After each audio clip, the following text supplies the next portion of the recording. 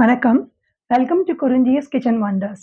So இன்னைக்கு என்னோட mango சீரீஸ்ல நான் பண்ண போறது மாம்பழ பாயசம் இல்லைன்னா மேங்கோ கீர் எப்படி வேணா சொல்லலாம். ரொம்ப ஈஸியான டிஷ் அண்ட் ரொம்ப டேஸ்டியா ரொம்ப நல்லா இருக்கும். வாங்க எப்படி பண்றதுன்னு பார்க்கலாம்.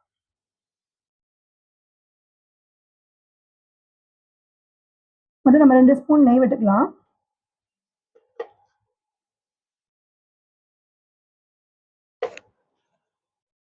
இதுல கொஞ்சம் முந்திரி, பாதாம், பிஸ்தா இதெல்லாம் கட் பண்ணி வச்சிருக்கேன். ஸோ இதை முதல்ல போட்டு வறுத்துக்கலாம்.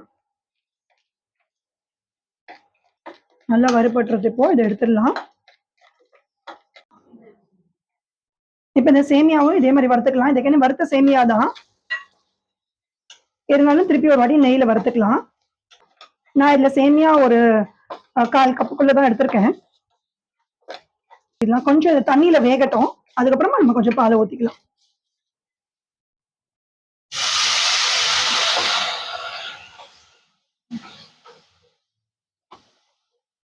இப்போ கொஞ்சம் பால் ஊற்றிக்கலாம். இந்த பால்லையே தண்ணி இதெல்லாம் சேர்ந்து இந்த சேமியா கொஞ்சம் வேகும். ஸோ இந்த பாலில் வேகும் போது நல்ல வாசனையா இருக்கும். நல்லா பால்லையே வேக வச்சுக்கலாம். இது நல்லா கொதிச்சு இந்த பால்லையே இந்த சேமியா நல்லா வேகணும். பாலை டைரெக்டாக சேமியாவில் ஆட் பண்ணும்போது அது வந்து கொஞ்சம் ஸ்டிக்கி ஆகிடும் அந்த சேமியா. அதனால கொஞ்சம் தண்ணி ஆக்கிட்டு அதுக்கப்புறமா இந்த பாலை ஊற்றும் போது சேமியா நல்லா வெந்து நல்லா வரும். ஸோ இந்த பாலில் நல்லா வேகணும் சேமியா. இப்போ பாருங்க இந்த சேமியா இந்த அளவு நல்லா சாஃப்டாக வெந்திருக்கு, நல்லா குக் ஆயிடுச்சு. இது குக் ஆன உடனே இதில் நம்ம சர்க்கரை போட்டுக்கலாம். சர்க்கரை வந்து உங்களோட டேஸ்ட்டுக்கு ஏற்ற மாதிரி போட்டுக்கோங்க. பட் நம்ம மாம்பழமும் அதில் போட போகிறதுனால சர்க்கரை கொஞ்சம் கம்மியாக போட்டுருந்தா கூட போதும். மாம்பழம் நல்ல ரைப்பாக இருக்கிற மாம்பழம் தான் போட போகிறோம். ஸோ அது ஸ்வீட்டாக இருக்கிறதுனால நான் இங்கே வந்து ஒரு 5 ஸ்பூன் சர்க்கரை தான் வச்சிருக்கேன். ஸோ உங்களுக்கு ஏற்ற மாதிரி நீங்கள் சர்க்கரை ஆட் பண்ணிக்கோங்க.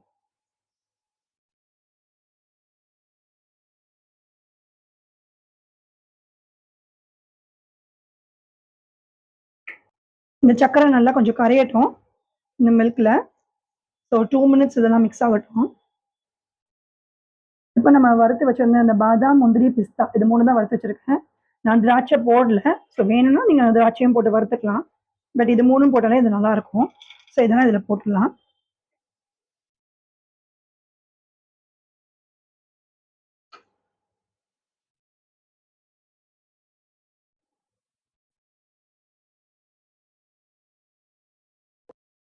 இப்போ நல்லா எல்லாம் மிக்ஸ் ஆகி நல்லா ஆயிடுச்சு. ஸோ இந்த ஸ்டேஜில் நம்ம வந்து ஆஃப் பண்ணிடலாம். இது வந்து கொஞ்சம் இப்போ சூடாக இருக்கிறதுனால இது நல்லா கூல் ஆகணும். ஏன்னா ரொம்ப சுட சுட சுட இந்த பால் இருக்கும்போது இதோட நம்ம மாம்பழத்தை போட்டால் மாம்பழத்தில் இருக்கிற புளிப்பு டேஸ்ட் வந்து சில நேரத்தில் பால் வந்து கொஞ்சம் திரிஞ்சு போன மாதிரி ஆகிடும். அதனால நம்ம இது கொஞ்சம் வெயிட் பண்ணணும். இந்த பால் நல்லா கூல் ஆகட்டும். கூல் ஆனோடனே நம்ம கொஞ்சம் மேங்கோ கொஞ்சம் அரைச்சி வச்சிருக்கேன் இல்லையா, அந்த பல்ப்பு இதில் போட்டுக்கலாம். இதில் இவ்வளோ போட வேண்டாம். சும்மா நான் இங்கே ஒரு 1/2 லிட்டர் பாலில் தான் வச்சு பண்ணியிருக்கேன். ஸோ 1/2 லிட்டர் பாலுக்கு ஒரு 4-5 ஸ்பூன் இதுலேருந்து எடுத்து போட்டுக்கலாம். இப்போ இது நல்லா கூலாக எடுத்து ஸோ நம்ம இதில் ஏற்கனவே கொஞ்சம் அரைச்சி வச்சிருக்கிற மாம்பழம் ஒரு கரண்டி சேர்த்துக்கலாம்.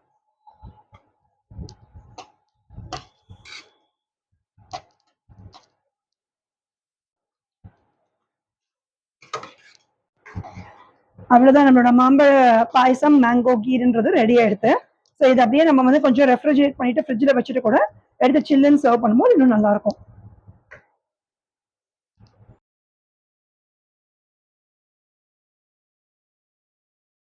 இந்த ரெசிபி உங்களுக்கு பிடிச்சிருக்கும்னு நினைக்கிறேன். பிடிச்சதுன்னா லைக் பண்ணுங்க, ஷேர் பண்ணுங்க, சப்ஸ்கிரைப் பண்ணுங்க. நான் இன்ஸ்டாகிராம்லயும் இருக்கேன், என்ன அதுலயும் ஃபாலோ பண்ணுங்க. தேங்க்யூ.